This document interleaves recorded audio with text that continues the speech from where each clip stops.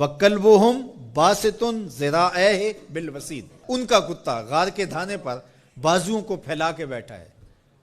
یا اللہ، قرآن تو ہدایت کی کتاب ہے، سراسر ہدایت، لفظ لفظ ہدایت، حرف حرف ہدایت، تو کتے کے بیٹھنے کے سٹائل کو تو نے قرآن میں بیان کیا، تو اس میں ہمارے لیے کیا ہدایت ہے؟ کہا یہی تو بتانا چاہتا ہوں کہ ذات کا کتا بھی ہو، سنگ جڑ جائے ولیوں کے، اور ولیوں کے دروازے پر بیٹھ کے پہرا دینے لگ جائے، اور کسی کام آ جائے مشت خاک، تو وہ کتا اتنا قابل ذکر ہو جاتا ہے کہ اس کے بیٹھنے کے سٹائل کو رب رب ہو کے بیان کرتا ہے۔ تو کہا تم تو انسان ہو، اگر تم محمد عربی کے در کے نوکر بن جاؤ تو کیا عزتیں دوں گا تمہیں، کیا شانیں تمہیں نصیب ہوں گی۔ تو یہاں یہ دیکھا جاتا ہے کہ ان کی راہوں کے کام کون آتا ہے، ان کے راستے کا مسافر کون ہے، ان کے دین کے لیے اپنے آپ کو پیش کون کرتا ہے، ان کی خدمت اور نوکری کے لیے اپنی مشت خاک کو ان کی راہوں میں بچھاتا کون ہے۔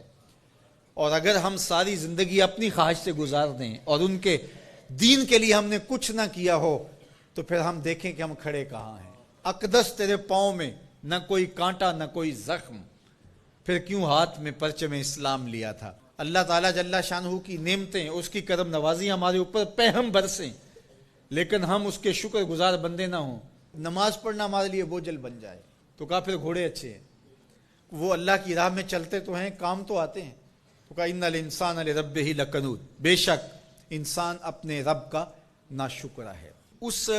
زمین کو ارض کنود کہتے ہیں کہ جہاں کچھ نہ اگتا ہو، بنجر زمین، جہاں نہ سبزہ اگتا ہو کہ جانور چارہ کھا سکیں، نہ کوئی درخت اگتا ہو جس سے کوئی سایہ لیا جا سکے، نہ کوئی ایسا درخت اگتا ہو جس سے کوئی پھل حاصل کیا جا سکے، نہ شجرے سایہ دار دیتی ہو جو زمین، نہ شجرے پھلدار دیتی ہو جو زمین، نہ کسی جانور کے چارے کی ضرورت کو پیش کرتی ہو جو زمین، اس کو کہتے ہیں ارض کنود۔ وہ بنجر شخص جو انسانیت کے لیے نفع بخش نہیں ہے، لوگوں کے لیے خیر کا سبب نہیں ہے، انسانیت کے لیے نافع نہیں ہے اس کا وجود، تو وہ کنود ہے، وہ کسی کام کا نہیں ہے، وہ بنجر ہے۔ اللہ کہتا ہے اس بنجر انسان سے میرے محبوب کے غلاموں کے گھوڑے اچھے ہیں۔ اصحاب کہف کی غار کے دروازے پر بیٹھا ہوا کتا اچھا ہے، تو ہمیں پسند ہیں جو اس کے راستے میں کام آتے ہیں۔ میں اور آپ دیکھیں کہ ہم کہیں بنجر تو نہیں ہیں، ہم انسانیت کے لیے نافع ہیں، یا ہمارا وجود اس دھرتی کے لیے بوجھ ہے، ہم لوگوں کے لیے ضرر کا سبب ہے۔ جہاں سے گزرے لوگ تکلیف محسوس کرتے، کبھی کسی کی غیبت کی، کبھی کسی کی عزت اچھالی، کبھی کسی کی ماں بہن اور بیٹی کی آبرو پہ گلی محلے میں بیٹھ کے آوارہ لوگوں کی طرح باتیں چھیڑ دیں، کبھی ہم کسی کی تکلیف کا سبب و ذریعہ بنے۔ ہم یہ دیکھیں کسی کے لیے اذیت کا سبب تو نہیں ہے،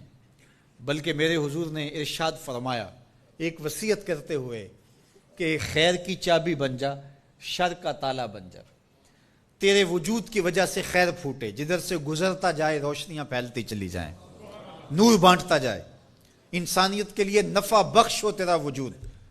نہ یہ کہ تیرا وجود لوگوں کے لیے اذیت کا ذریعہ ہو، حتیٰ کہ تیرے لیے کسی کی زبان سے خیر کے کلمے نہ نکلیں۔ ایسے لوگ کتنے ہیں کہ جب وہ مر بھی جاتے ہیں تو ان کے لیے لفظ ڈھونڈنے پڑتے ہیں، تو بعض لوگ لفظ ڈھونڈ ڈھونڈ کے کہتے ہیں اچھا ساڑھے نال تے چنگائی سی، اس کا مطلب یہ اس نے لوگوں کی ناک میں دم کر رکھا تھا، اس کی شر سے صرف میں ہی بچا ہوں۔ وہ ایسا شخص ہے کہ اس کی تعریف آپ بھرے مجمع میں نہیں کر سکتے، لوگ کہیں گے تم جھوٹ بول رہے ہو۔ اور کتنا خوش بخت اور خوش نصیب شخص ہے کہ جب وہ اس دھرتی کو چھوڑتا ہے تو زمین کی مٹی بھی روتی ہے، در و دیوار بھی اشک بہاتے ہیں، اور زمانہ کہتا ہے کہ یہ تو چراغاں تھا، یہ تو نور تھا بزم عالم کا، اس کے دم سے روشنیاں تھیں۔ یہ کیا گیا کہ زندگی کی ساری رونقیں ماند پڑ گئی، گویا روشنیاں بجھ گئی اس کے جانے سے۔